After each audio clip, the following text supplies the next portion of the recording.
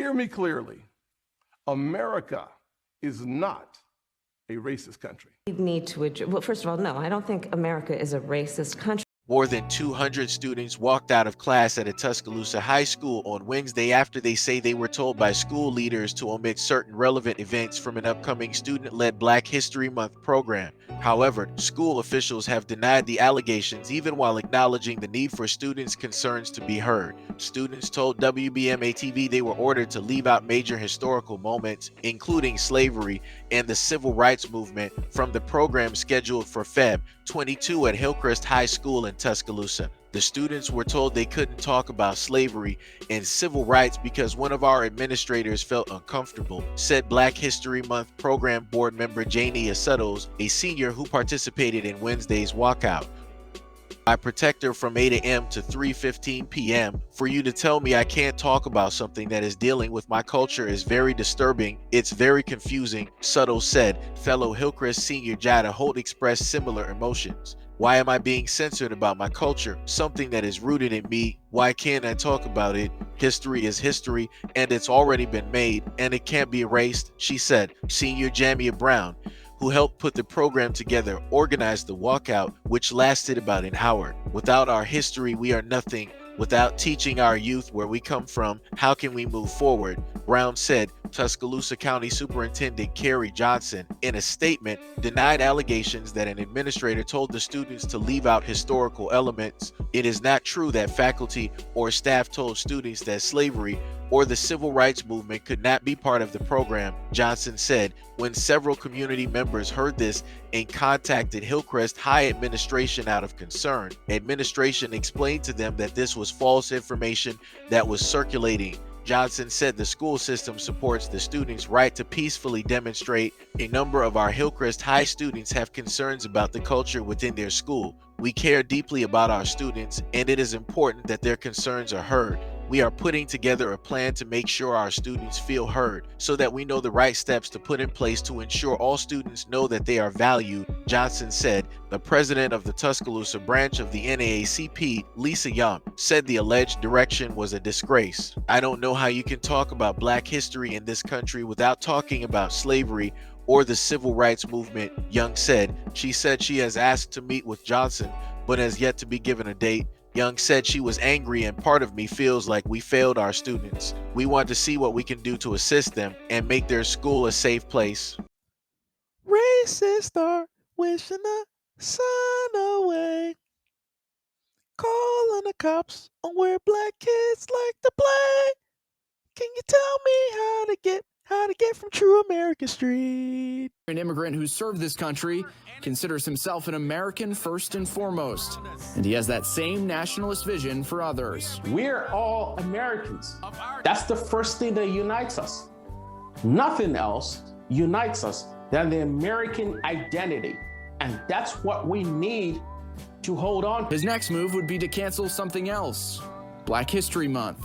How about the rest of the people that make up this great and beautiful state of Michigan also having their history being taught in an American History Month, which can encompass all of this? That's my point of view, and I stand by that statement. Chang would be Michigan's first Black governor, but the Nigerian immigrant who served this country considers himself an American first and foremost, and he has that same nationalist vision for others. We're all Americans.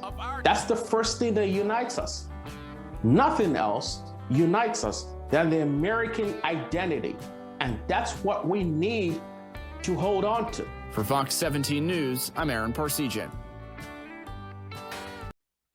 So you mean to tell me that 200 students, right, are in a sense lying, right? Lying on the superintendent or whoever the adult is that specifically stated this information?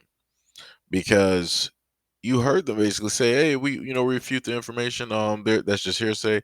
We didn't say that. We support our students. We would never tell them that, and we support them being able to protest." No, no, no, no, no, no, no. If the students are incorrect, that means that their protest is invalid, which also means that not only is their protest invalid? That means that they're lying on the adults that are supposed to be watching over them, right? Which means that they are using something to justify a reason as to why it is that they don't have to listen to authority. So they're trying to tell you that these 200 kids devised this grandiose, great lie just so that they can all walk out of class and they can pretty much skip, so that they don't have to do no work, no type of homework, whatever it is, so that they can get news coverage for no reason, so that they can cause a ruckus for no reason. Really? They devised this great scheme in order to get out of homework just so they can make a couple of TikToks, a couple of shorts on YouTube, a couple of IG posts. That's what you're saying. So you're saying that it is impossible for any of the adults there, somebody, to have stated in so many or so few words that, hey, you can do Black history, but you can't talk about these things. Huh? You mean to tell me? You mean to tell me that that just wasn't the case? We've seen things like this before. Let's go to a further extent. We've seen instances of teachers deciding that they want to cut a Black student's hair. They had instances where teachers, right, who were watching out after elementary school students, the kid had a design in his hair and they took a black marker in order to cover it because that design is not allowed. Craziness. Complete 1000% craziness. They literally colored in a little boy's hair with a marker. And like I said, that's just to a whole nother extent. But if you have people out there that are supposed to monitor and look after kids, and that's what they're doing, how would this be too far-fetched? Because I can already hear them on social media saying, "Oh, yeah, here we go. We're talking about race again. I don't even see race. I don't even know what race even looks like. Like it's crazy to me. Whenever I hear people talk, I never actually think about, race. Whenever I think about American history, I never think about race. Why does it have to be Black history? Why do we have to focus on race so much? Why can't it just be American history? Why can't it just be that? Right? I mean, I have a cat. I'm not going to say that I have a black cat. I have a car. I'm not going to say that I have a black car. I see darkness. I'm not going to say that why does it always have to be about race? Huh? I'm not going to say I got mixed grandbabies, grandkids. I'm not going to say I dated a black woman before, which I have, which also proves that I'm not racist. My friend Steven down the street, he's American. But, if we're going to talk about race to prove that I'm not racist, he's black. He's darker than me. But he's American. Another one. February 7th, 1926, Carter G. Woodson initiated the first celebration of Negro History Week, which led to Black History Month, to extend and deepen the study and scholarship on African American history all year long. Carter G. Woodson chose February for Negro History Week for reasons of tradition and reform. It is commonly said that Woodson selected February to encompass the birthdays of two great Americans who played a prominent role in shaping Black history, namely Abraham Lincoln and Frederick Douglass, whose birthdays are the 12th and the 14th respectively. More importantly, he chose them for reasons of tradition. Since Lincoln's assassination back in 1865, the Black community, along with the other Republicans, had been celebrating the fallen president's birthday. And since the late 1890s, Black communities across the country have been celebrating Frederick Douglass as well. Well aware of pre-existing celebrations, Woodson built Negro History Week around traditional days of commemorating the Black past. He was asking the public to extend their studies of Black history, not to create a new tradition. In doing so, he increased his chances of success. From the beginning, Woodson was overwhelmed by the response to his call. Negro History Week appeared across the country in schools and before the public. The 1920s was the decade of the New Negro, a name given to the post-World War I generation because of its rising racial pride and consciousness. Urbanization and industrialization had brought over 1 million African Americans from the rural South into big cities of the nation. The expanding black middle class became participants in the consumer of black literature and culture. Black history clubs sprang up. Teachers demanded material to instruct their pupils, and progressive whites stepped forward and endorsed the efforts. Well before his death in 1950, Woodson believed that the weekly celebration, not the study or celebration of Black history, would eventually come to an end. In fact, Woodson never viewed Black history as a one-week affair. He pressed for schools to use Negro History Week as to demonstrate what students learned all year. In the same vein, he established a Black Studies Extension program to reach adults throughout the year. It was in this sense that Blacks will learn of their past on a daily basis that he looked forward to the time when an annual celebration would no longer be necessary. Generations before Morgan Freeman and other advocates of all-year commemorations, Woodson believed that Black history was too important to America and the world to be crammed into a limited time frame.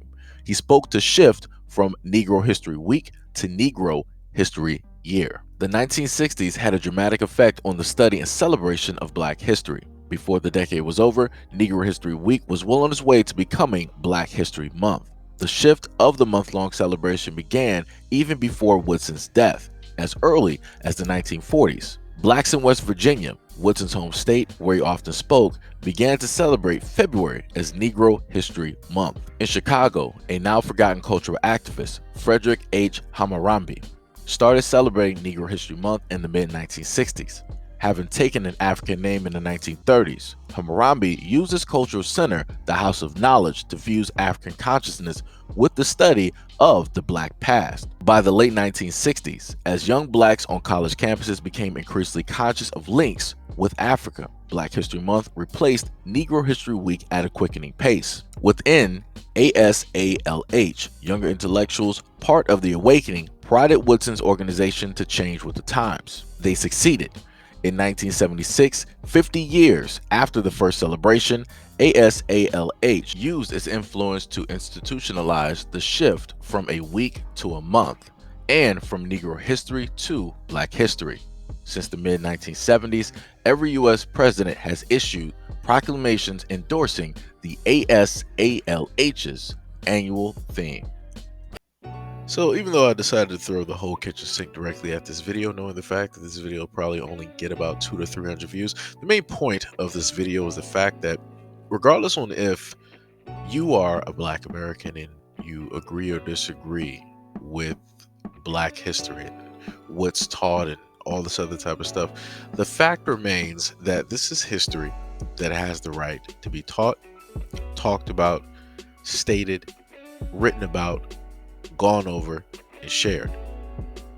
No other group of people, no other ethnicity is being told in a classroom that you cannot talk about your history, things that specifically happened to your people. Nobody's dictating to them what it is that they can and cannot say.